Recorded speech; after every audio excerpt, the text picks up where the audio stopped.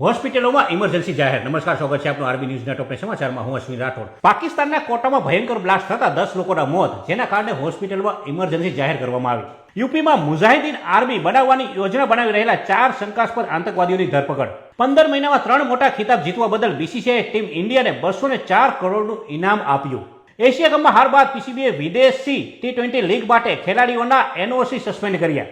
Delhi airport પર નકલી દસ્તાવેજોનો ઉપયોગ કરનાર 21 યુવતીઓની ધરપકડ. અમદાવાદમાં આદિત્ય ગઢવી, જીગરદાન ગઢવી અને પૂર્વ મંત્રીના ગર્ભમાં જીએસટીની રેડ.